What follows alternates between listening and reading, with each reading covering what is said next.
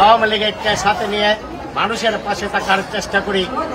আজকেও আমরা এসেছি জননেত্রী শেখ হাসিনার কাছ থেকে, শেখ হাসিনার দোয়া নিয়ে, আশীর্বাদ নিয়ে আপনাদের কাছে, যাতে করে এই অঞ্চলের মানুষকে কিছুটা হলে সহযোগিতা করা যায়। সেই সহযোগিতার দিয়ে হাত নিয়ে আপনাদের কাছে এসেছি। আমাদের ক্ষুদ্র জননেত্রী শেখ হাসিনার উপহারটুকু আপনারা সুশৃঙ্খলভাবে গ্রহণ করবেন। আমরা এখানে যেটুকু আছে আমার ধারণা সবারই হবে। যদি কারো বাকি থাকে আমরা পরবর্তীতে আপনাদের কাছে সেই সামগ্রীটিও পৌঁছে দেওয়ার চেষ্টা করব। আপনারা আমাকে নির্বাচিত করেছেন আপনাদের মূল্যবান ভোট দিয়ে, যাতে করে এই অঞ্চলের উন্নয়ন সাধন করা যায়। আমাদের স্কুল কলেজ থেকে শুরু করে রাস্তাঘাট সমস্ত কিছু আমরা ইতিমধ্যেই আমাদের কার্যক্রম শুরু করেছে। অনেকগুলা কাজ আমরা হাতে নিয়েছি, প্রজেক্ট, সেগুলো বাস্তবায়িত যদি হয় দেখবেন আমাদের অঞ্চলের পরিবর্তন হবে। আমাদের জন্য দোয়া করবেন, আওয়ামী লীগের জন্য দোয়া করবেন, জননেত্রী শেখ হাসিনার জন্য। যদি শেখ হাসিনা এদেশে বেঁচে থাকেন, এদেশের মানুষ আমরা সব সময় ভালো থাকি।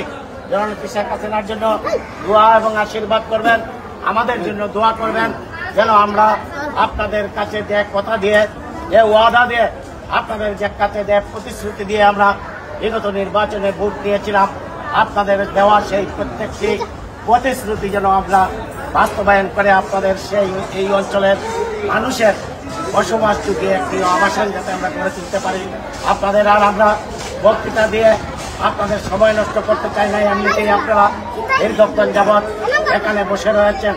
আপনারা সুশৃঙ্খলভাবে সেই চাল বিতরণ অনুষ্ঠানটি আপনারা সবাই আস্তে আস্তে এক একজন করে সেটি গ্রহণ করবেন। আমি আর কথা না বাড়িয়ে একটি কথা এখানে বলতে চাই। এই নদী দিয়ে অনেক ধরনের চাঁদাবাজি হয়। আমি স্পষ্ট ভাষায় একটি কথা বলতে চাই, এখানে যারাই নদীর ইজারা নিয়েছেন তাদেরকে আমি বিনয়ের সাথে অনুরোধ করে বলতে চাই, আপনারা যে টাকা দিয়ে যে নির্ধারিত হারে এখানে টোল আদায় করবেন, তার অতিরিক্ত আপনারা কখনো সেই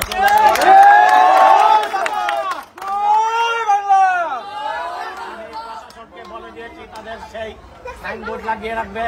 সাইনবোর্ডের বাইরে যেন আপনারা টাকা আদায় না করেন, সেদিকে আপনাদের কাছে অনুরোধ জানাই, যাতে করে এই অঞ্চলের মানুষ আমাকে অনেক প্রত্যাশা নিয়ে নির্বাচিত করেছে। কোনোভাবেই যেন কিছু কিছু সাংবাদিক ভাইরা রয়েছেন, ওনারা ইতিমধ্যেই খোঁজখবর না নিয়েই নানা ধরনের পত্রিকায় নিউজ করা শুরু করেছেন। ওনাদের উদ্দেশ্যে বলতে চাই, আপনারা সঠিকভাবে যাচাই বাছাই করে আপনারা তথ্য উপাত্ত নিয়ে আপনারা নিউজগুলো করবেন।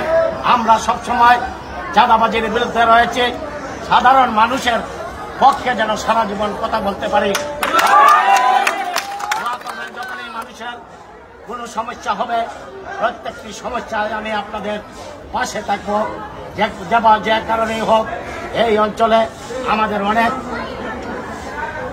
বিভিন্ন ব্যবসা প্রতিষ্ঠান রয়েছে, আমরা সেগুলোকে চালু রাখতে চাই। আমরা সৎভাবে উপার্জন করে আমাদের জীবিকা নির্বাহ আমাদের অঞ্চলের ভাইয়েরা করতে চায়, সেটুকু যেন তারা করতে পারে। এবং অন্যায় কোনো কাজের প্রশ্রয় আমরা কখনো দেই নাই, দেব না। আপনারা আমাদের সাথে থাকবেন, আমার জন্য দোয়া করবেন, আশীর্বাদ করবেন।